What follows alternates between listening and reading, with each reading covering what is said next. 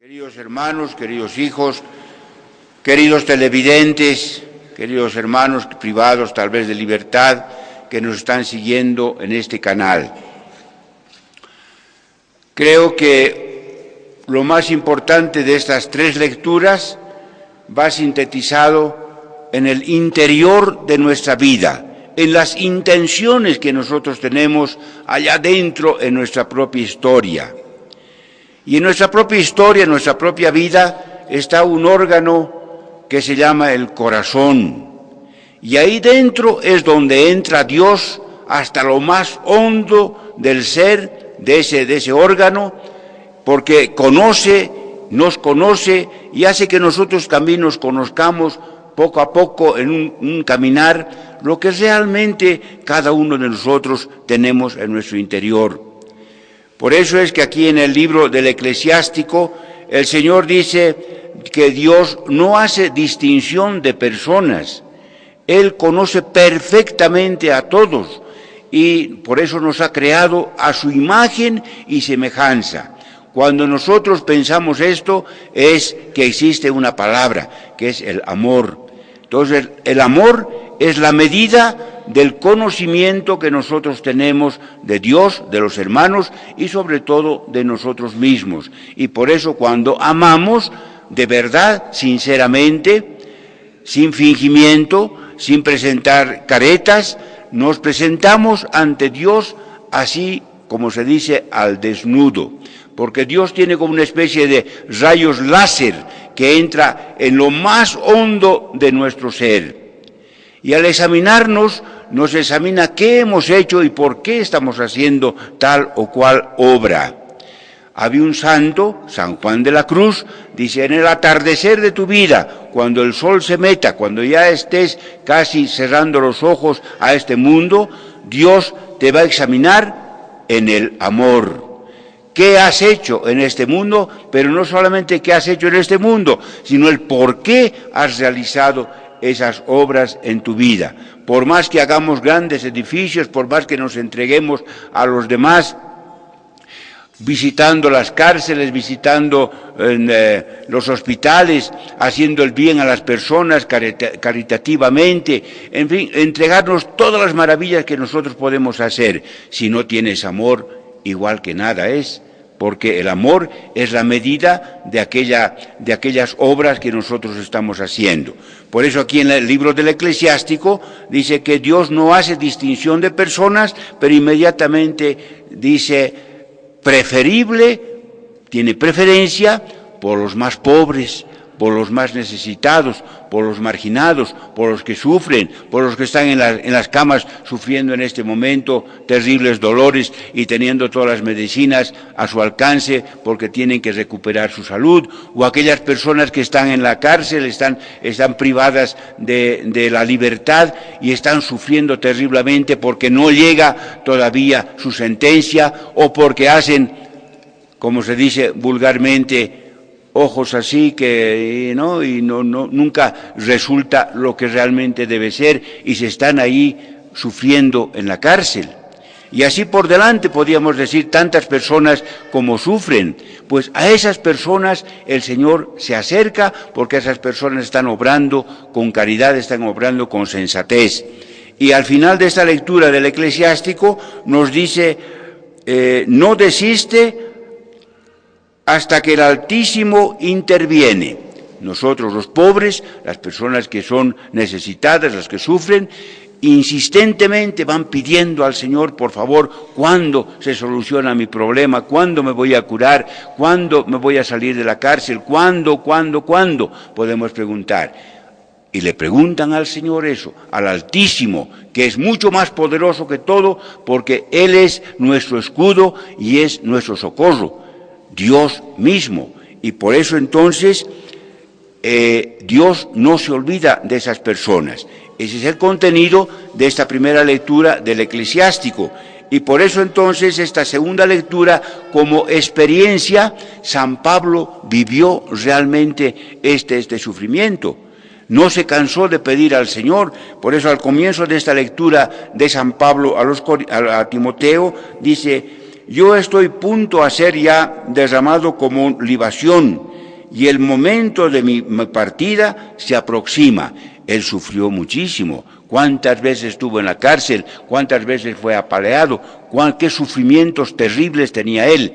Pero el sufrimiento más grande que tuvo es recordarse de cuando él, Pablo, era Saulo, perseguía a los cristianos, perseguía a los del camino para meterlos en la cárcel. Y era un sufrimiento terrible porque una especie de película se le pasaba por su vida y eso era el sufrimiento más grande, era un purgatorio prácticamente.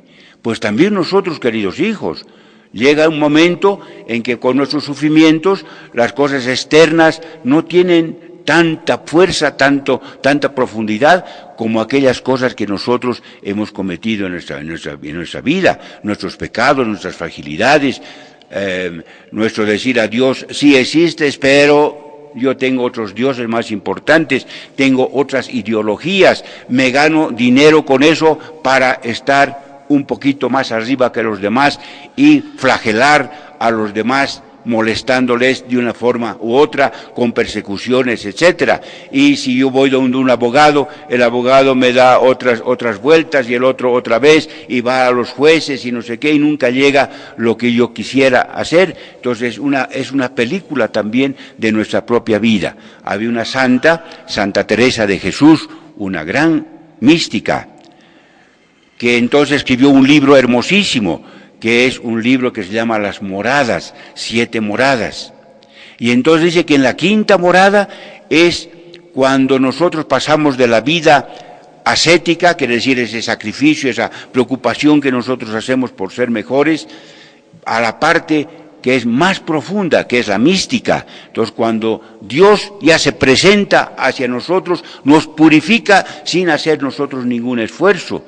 Y ese momento en pasar de la ascética a la mística es, dice, como una especie también de video que va pasando toda nuestra vida y es un sufrimiento pero indecible porque tal vez nos recordamos de que nos hemos separado de Dios, que no nos hemos acercado a Dios, que no hemos tenido ese encuentro con Jesucristo el Señor. Por eso es que la Iglesia Católica, nosotros en este tiempo, estamos en la misión permanente, en misión continental. Queremos renovar toda nuestra vida personal. Y entonces esa vida de misión permanente nos hace a nosotros discípulos, nos hace misioneros. Precisamente en eso, en cambiar nuestra vida, en la conversión de nuestro propio corazón, de nuestra propia historia y también la conversión pastoral.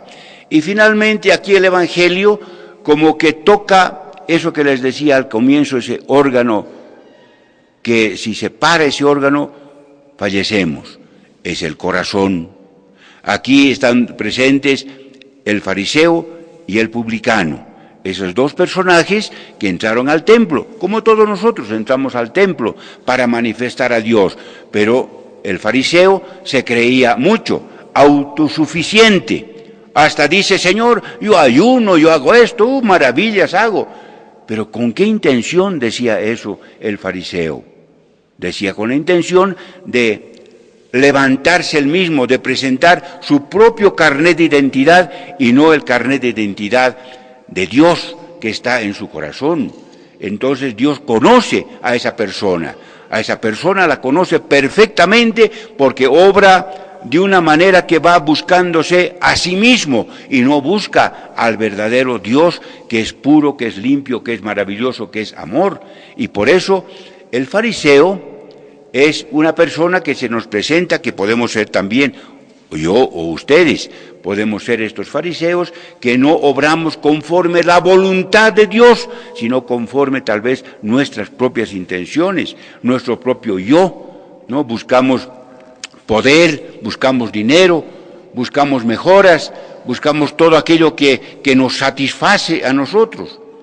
En cambio, el publicano, humilde, sencillo, casi dice aquí, me ha impresionado mucho esta lectura, cuando dice, ni era capaz ni siquiera de levantar los ojos al cielo, de tan arrepentido de que se conocía a sí mismo como era, pecador, sencillo, humilde, se reconocía así.